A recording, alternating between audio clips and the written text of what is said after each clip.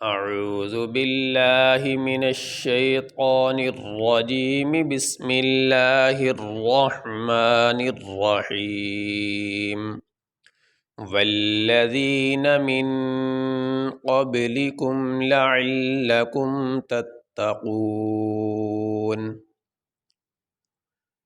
واو لام زبر واللام زبر لا واللہ، ذال یا زیر ذی والذی، نون زبرنا والذین، میم نون زیر من والذین من۔ اب یہ نون کے اوپر یہ جزم ہے، اس کو جزم کہتے ہیں۔ جس حرف کے اوپر جزم ہو اس حرف کو ساکن کہتے ہیں۔ اب یہ جزم نون کے اوپر ہے تو یہ نون ساکن ہے۔ نون ساکن اور تنوین کے بعد، تنوین کہتے ہیں دو زبر دو زیر دو پیش کو، جیسے یہ شین کے اوپر دو زبر ہے تو ان کو تنوین کہتے ہیں، تو دو زبر دو زیر دو پیش کو تنوین کہتے ہیں۔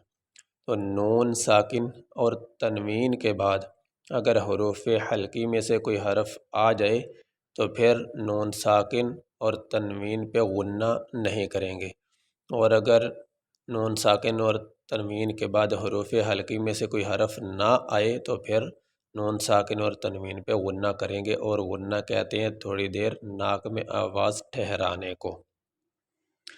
ایسے میم نون زیر من، من، اس کو غنہ کہتے ہیں من۔ اور حروف حلقی کا ہم نے ذکر کیا، حروف حلقی 6 ہیں، حمزہ، ہا، عین، حا، غین، خا، یہ 6 حروف حلقی ہیں۔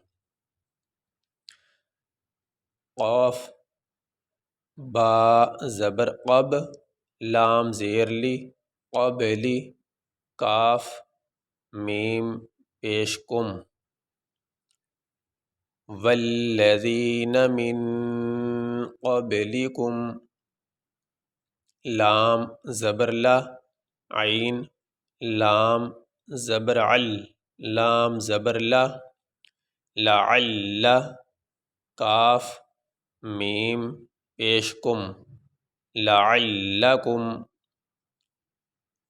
تا، تا زبر تت، تا زبر تا، تت تا، یہ دونوں تا اور دونوں کے اوپر زبر ہے۔ اس تا کے اوپر تشدید ہے، تشدید والے حرف کو پہلے حرف کے ساتھ ملا کے پڑھا جاتا ہے، اس لیے اس تا کو اس تا کے ساتھ ملائیں گے۔